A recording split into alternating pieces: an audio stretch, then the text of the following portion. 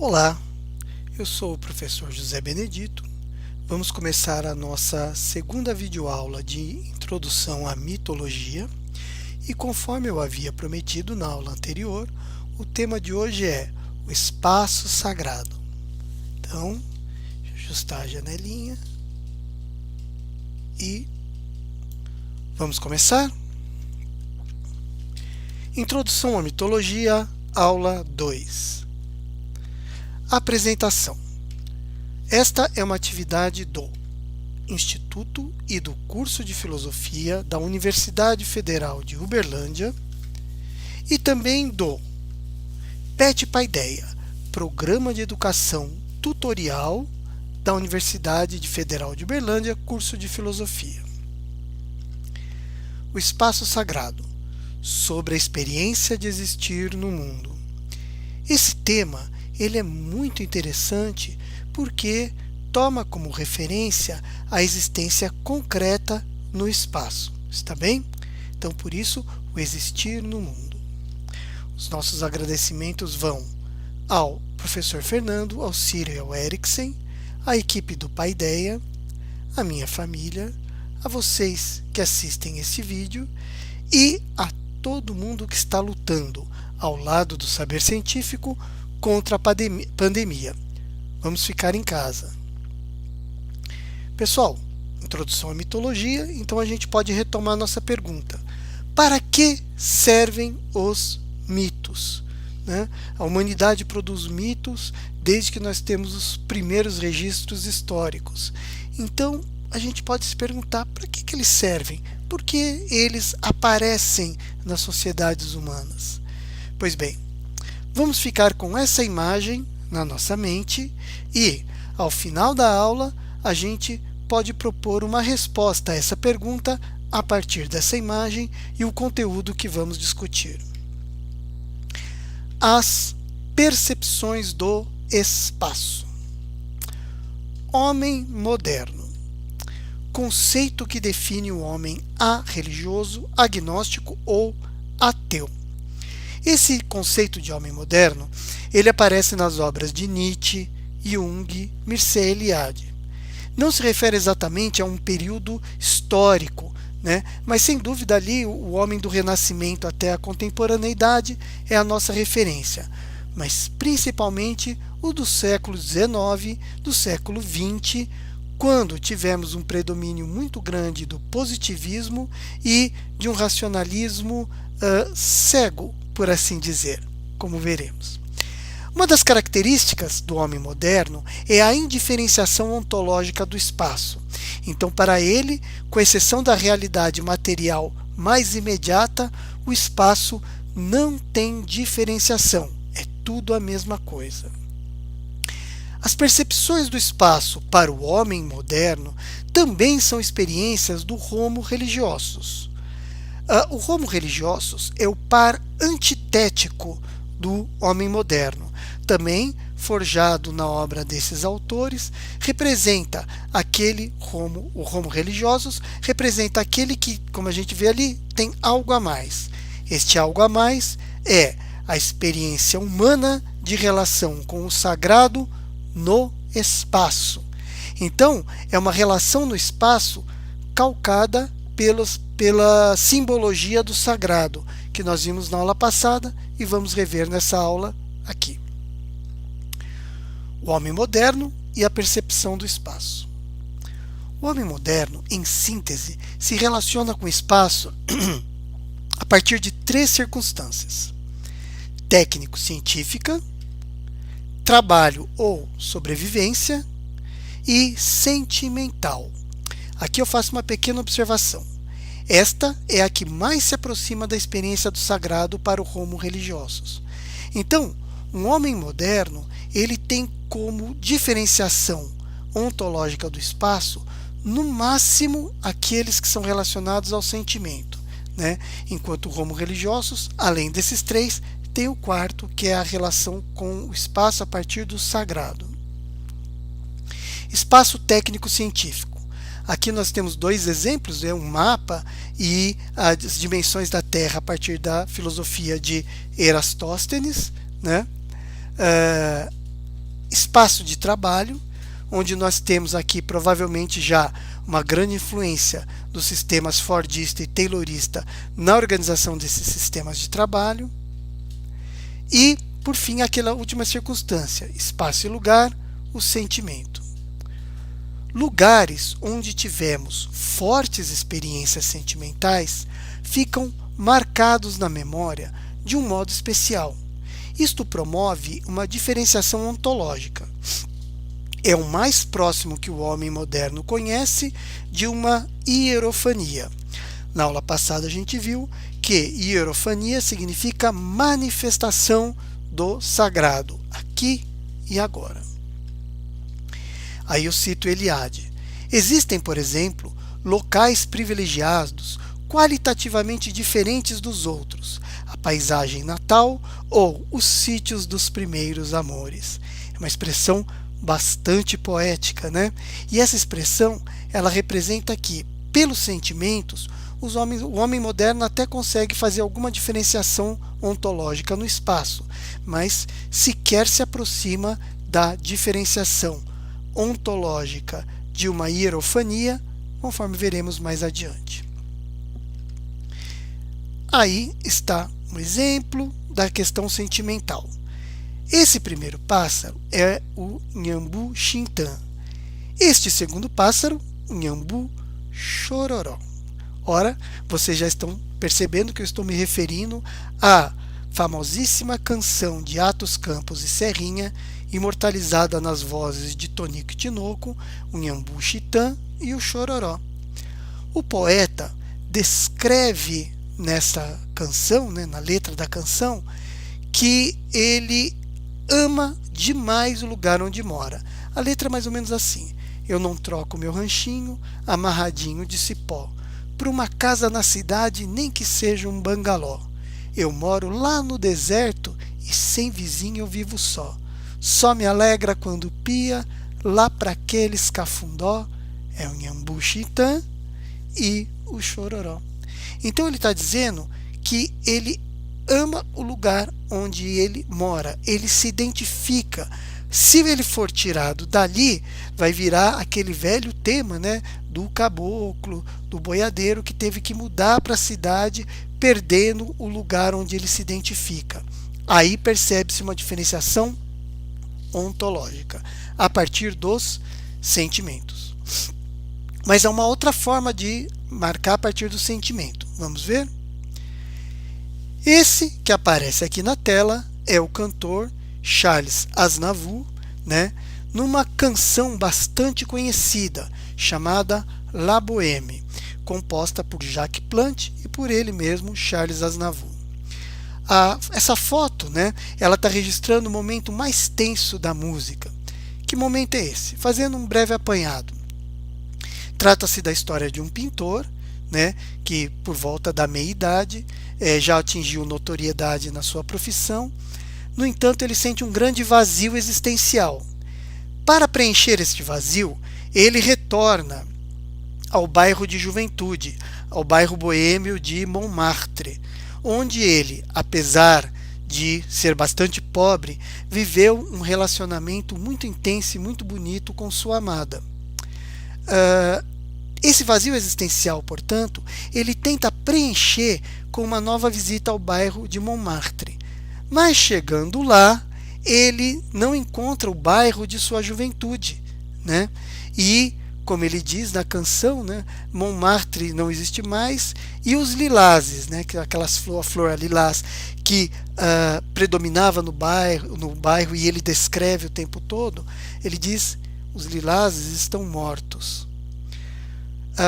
Então, trata-se de um caso de um homem moderno que busca resgatar o sentimento de alegria a partir do lugar onde ele sentiu felicidade.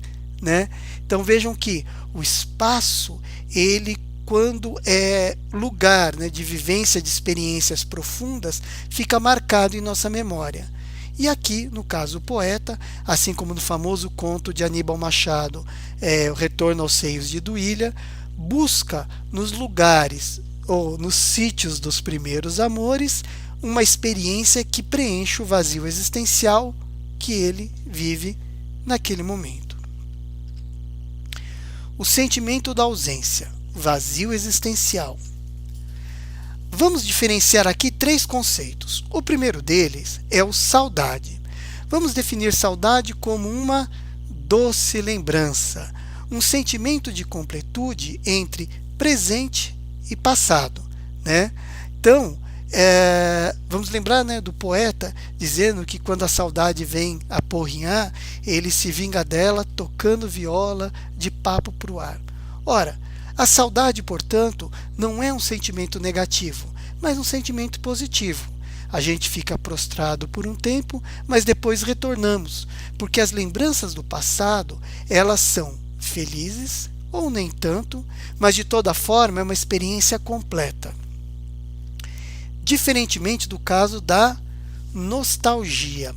Essa palavra ela é formada por 2 outras. Nostos, que significa reencontro, e algoz, dor. Então a nostalgia ela se parece um pouco com a saudade porque trata-se de rememorar o passado. No entanto, qual é a diferença? É o desejo de reviver no presente o que era o passado. É a nostalgia, portanto, um sentimento que nos torna presos emocionalmente ao passado, geralmente provocados por más experiências do presente. O poeta, no caso, triste por algum motivo, e a gente lembra a triste situação, né, a cruel situação dos escravizados no Brasil, que desenvolveram, né, na literatura médica o que a gente chamava de banzo, né, um banza, saudade do seu lugar. A saudade do lugar era provocada especialmente pela crueldade do presente que viviam. Portanto, a nostalgia é um sentimento de incompletude por causa de um presente sofrido. Podemos explicar também a nostalgia a partir da noção de melancolia, uma tristeza profunda, uma prostração. Melancolia é um termo utilizado na medicina hipocrática, também até Galeno, né, chamada teoria humoral, e a melancolia era quando o humor da bilis negra se tornava predominante, provocando então essa prostração, algo próximo do que a literatura psicológica hoje chama de depressão. A experiência do espaço para o homo religiosus. Além das mesmas experiências do homem moderno, o homo religiosus conta com uma outra forma de percepção do espaço, sua relação com o espaço, com o sagrado no espaço. Isto significa uma experiência psíquica profunda de união com forças maiores, forças estas que estão além da experiência humana de espaço e tempo. É muito difícil falar de espaço sem falar de tempo. Na aula que vem vamos falar de tempo, e é muito difícil falar de tempo sem espaço. No entanto, é possível articular esses 2 conceitos sistematicamente como estamos fazendo. Ou seja, trata-se de relacionar simbolicamente com o espaço, para além da relação meramente racional, técnica e até mesmo sentimental.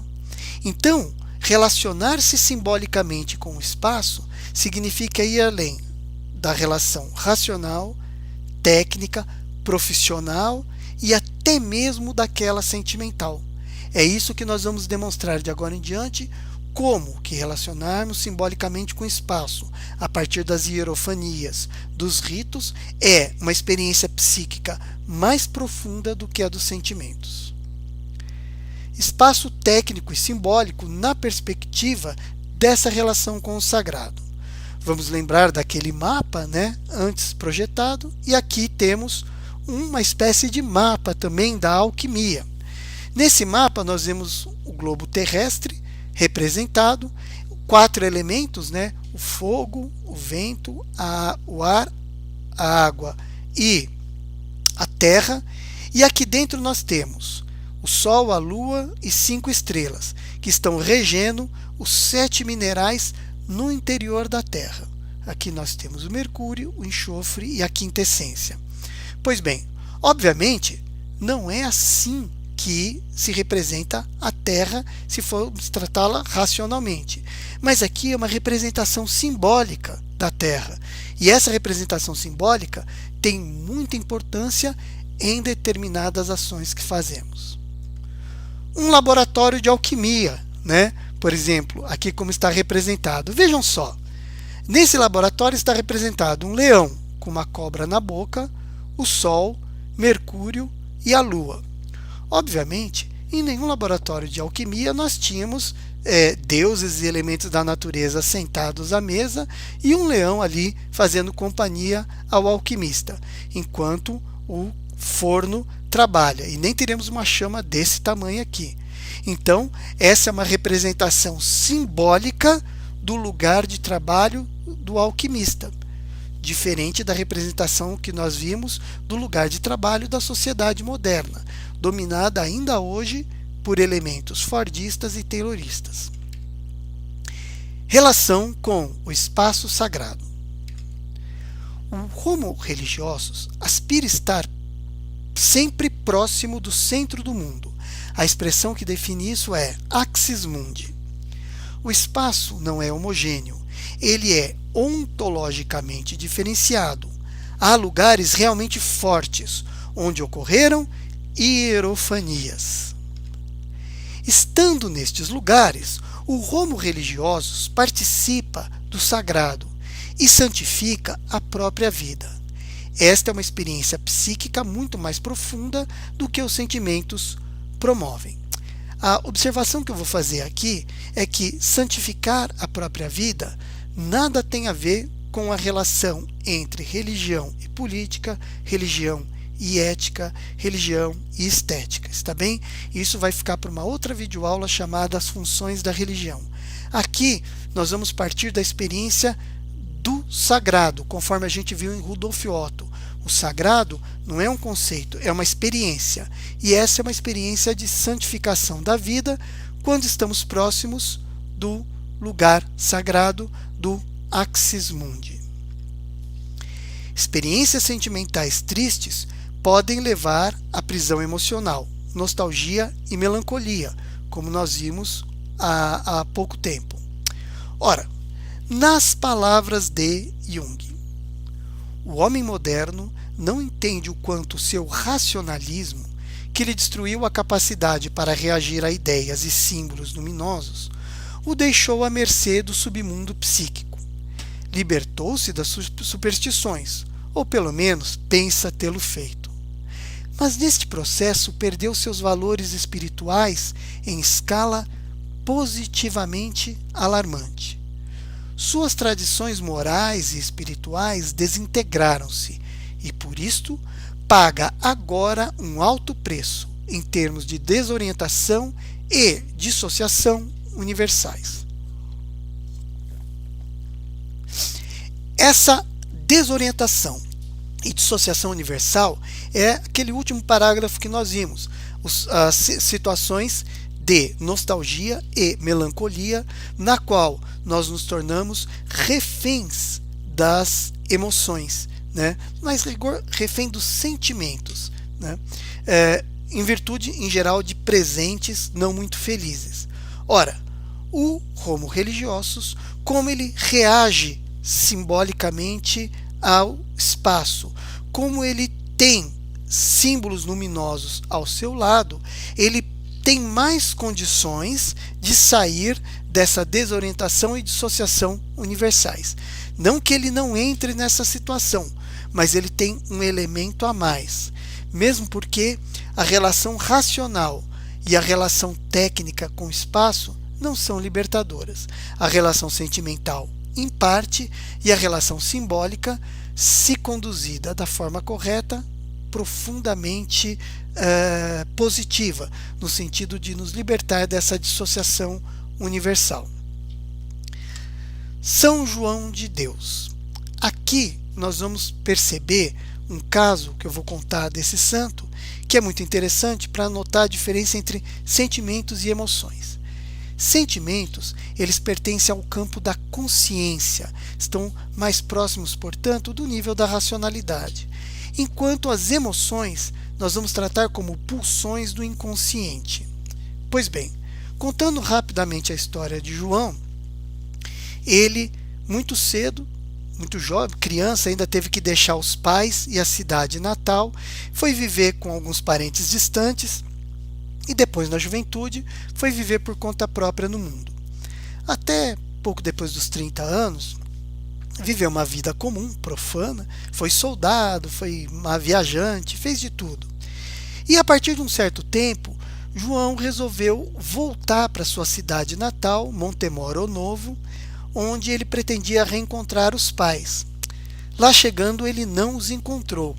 Encontrou um parente distante que o acolheu, mas para ele não foi suficiente e ele deixou a cidade.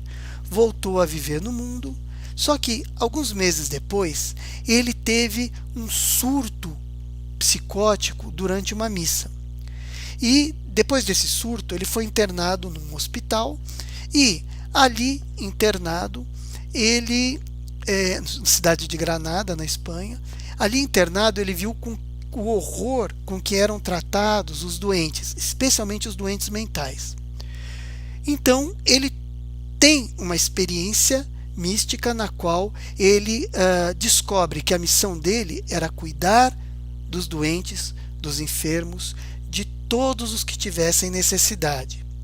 Ao se recuperar, ele começa a preparar esse caminho e consegue fundar um primeiro hospital numa linhagem bem diferente daquela que tinha, onde as pessoas seriam tratadas com carinho e com respeito, mesmo os pedintes, mesmo os peregrinos pobres, e ele acolheu essas pessoas.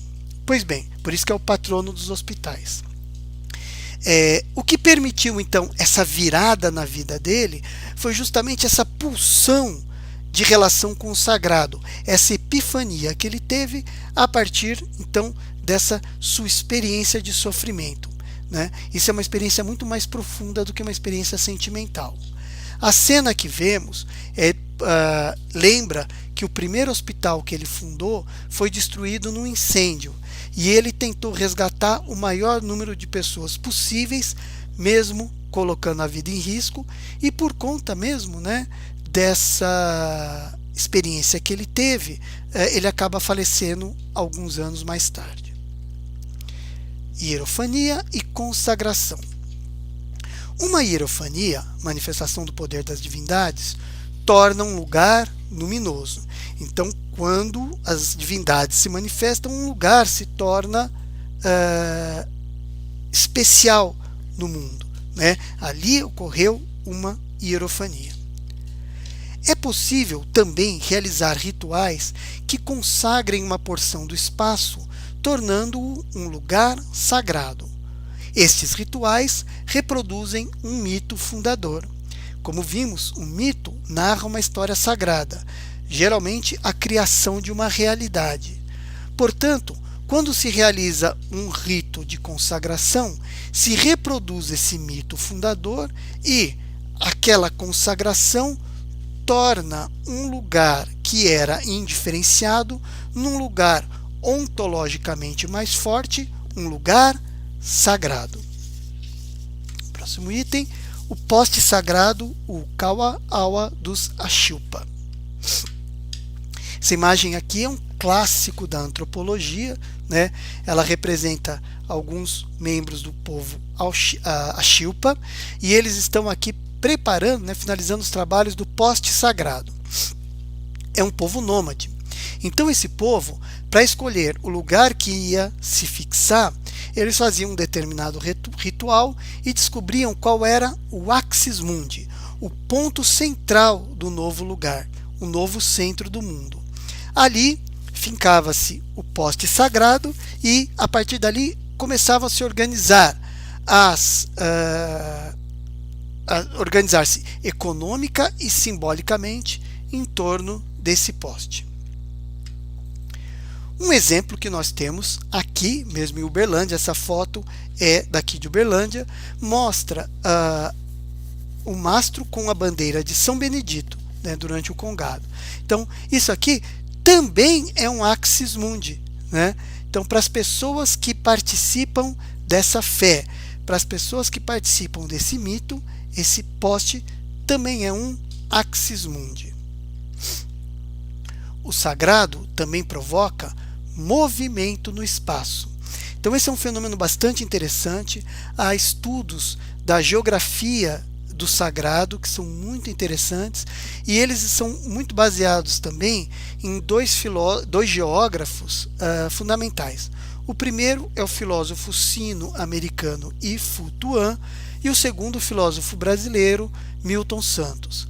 Ambos diferenciam de modo muito sutil os conceitos que normalmente são tratados, né, por quem não é geógrafo, com certa distância. Então, lugar, paisagem, território e espaço. Pois bem, então Milton Santos vai dizer, por exemplo, que o lugar ele é uma porção do espaço pela qual eu desenvolvi afeto, como nós vimos o caso dos sentimentos. E destaca também a importância da territorialidade na formação da cultura, né? Então, como ele diz, a territorialidade é anterior à cultura. Portanto, o espaço ele transforma a cultura e, claro, é transformado por ela. No entanto, a territorialidade não é passiva. Ora, imagine você quando nesse espaço que se torna um lugar sagrado, demarcado pela paisagem dele, um território ganha ainda mais esse aspecto fundante da cultura. Aqui é um exemplo, o caminho de Santiago de Compostela. Aqui é o caminho português, há vários caminhos, né? Esse aqui é um deles. Outro exemplo, Shikoku Renro. É uma peregrinação que há na ilha de Shikoku, no Japão, e que se percorrem 88 templos aqui em torno da ilha. O caminho da fé. O caminho da fé foi criado por algumas pessoas, depois se tornou uma instituição muito bacana, que também, a partir de diversos pontos de origem, né, nos levam até o lugar sagrado que é a Aparecida do Norte, né, nessa região aqui. Então, é um deslocamento no espaço a partir do fenômeno do sagrado. Aqui, a hierofania em questão é o aparecimento da Virgem Negra de Aparecida do Norte. Nessa região aqui tem a cidade de Luminosa, né? Eu peguei uma foto da cidade de Luminosa no meio da Serra de Mantiqueira, para vocês terem uma ideia de como é a passagem, né, do caminho para o caminho da fé. Montanhas sagradas. Montanhas sagradas são um fenômeno arquetípico na história das religiões e quando a gente estuda mitologias comparadas. Então temos aqui alguns exemplos. O Monte Sinai, Machu Picchu, Delfos de montanha a templo, né? Delfos era uma montanha sagrada, depois se constrói o templo na montanha e essa relação entre templo e montanha ela é muito interessante porque o templo ele é uma reprodução de uma montanha, né? Então assim como um ritual ele reproduz o mito consagrando um espaço para tornar-se um lugar sagrado, o templo é uma criação, uma ação humana que reproduz um modelo arquetípico. Aqui, no caso de um zigurate. Temos outros exemplos, o Templo do Sol e da Lua em Tenochtitlan e o Templo de Jerusalém, né, que também é a reprodução arquetípica do que está descrito nas Sagradas Escrituras. E, como veremos na aula que vem, templo e tempo são palavras bastante próximas. O oráculo de Silá, no Egito, onde a visita de Alexandre Magno tornou especialmente famoso para nós que estudamos história da filosofia política e história das religiões. O altar do templo de Zeus em Pérgamo. Veja bem, isso aqui é só o altar do templo. E é interessante porque o templo de Zeus em Pérgamo, ele serve como um exemplo para nós entendermos a importância de um lugar sagrado em termos da produção urbanística e econômica em seu redor, né? Em torno dele. Então, o Templo de Zeus em Pérgamo é um caso bastante estudado para os que querem entender a força econômica que um lugar sagrado gera em seu entorno. Um templo budista, a Kaaba, pedra sagrada dos muçulmanos em Meca. O Círio de Nazaré, né? Olha a movimentação que o Círio de Nazaré provoca, né? Nessa imagem que podemos ver a grandiosidade dessa manifestação. Da mesma forma, a Aparecida do Norte, no 12 de outubro, né? Que nós temos essa manifestação aqui. Inclusive, há uma música composta por Anacleto Rosas Júnior e Tinoco, também cantada por Tonico Tinoco, chamada Aparecida do Norte, em que o poeta declara que todo meado do ano, enquanto não chega a morte, ele vai fazer a visita em Aparecida do Norte. Então, o que significa isso? Que o sagrado tem essa força propulsora que provoca esse movimento no espaço. Sobre esse movimento no espaço, eu vou diferenciar aqui dois conceitos. O primeiro deles é o conceito de romaria. Romaria é uma movimentação no espaço de fiéis católicos que vão na direção de um santuário, que vão na direção de um templo, no qual eles vão prestar uma homenagem, agradecer, pagar uma promessa.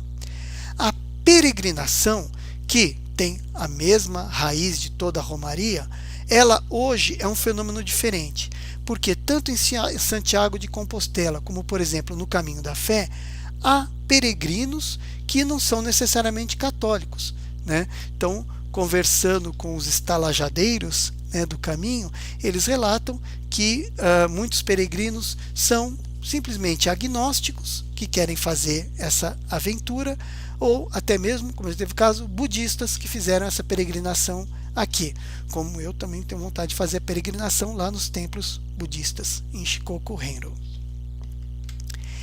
Espaço interno. Uma breve reflexão sobre o sagrado e os espaços internos.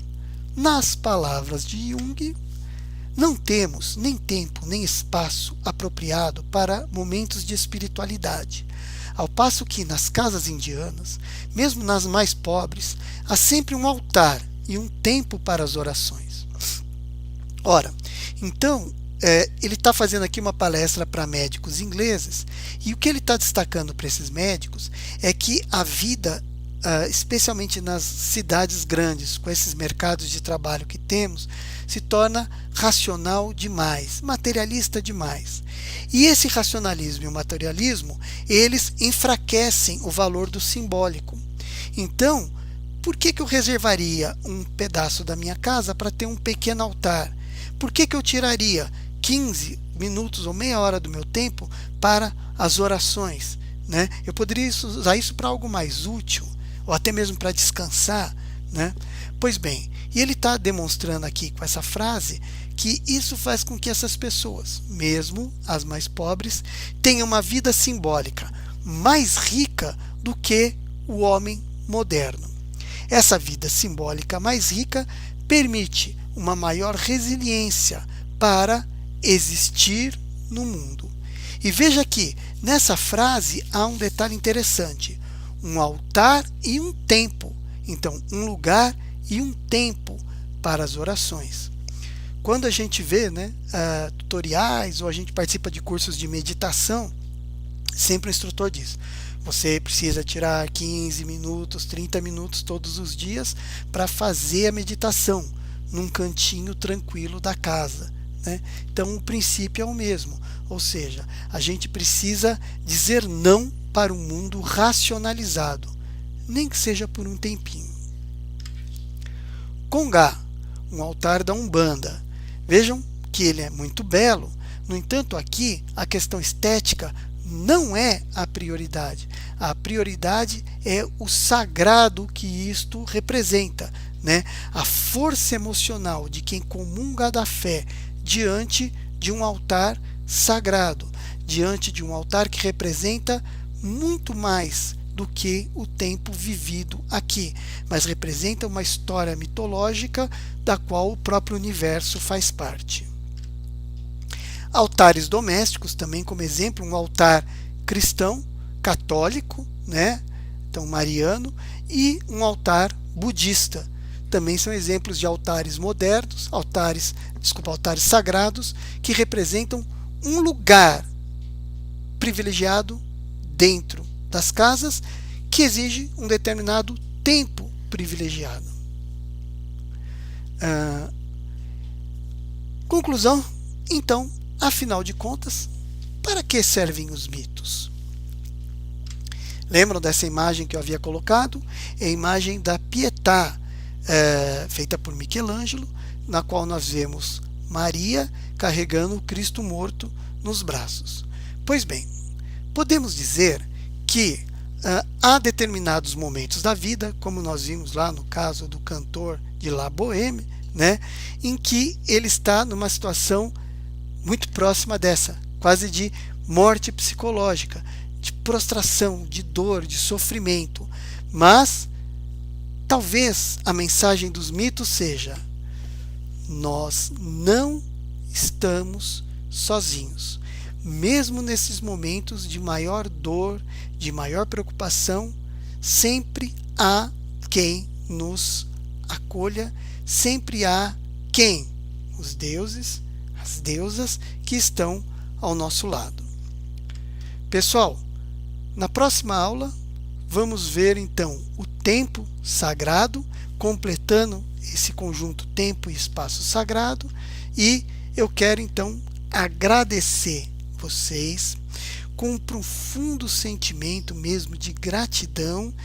Despeço-me lembrando que a próxima videoaula em breve chegará. Muito obrigado a todos.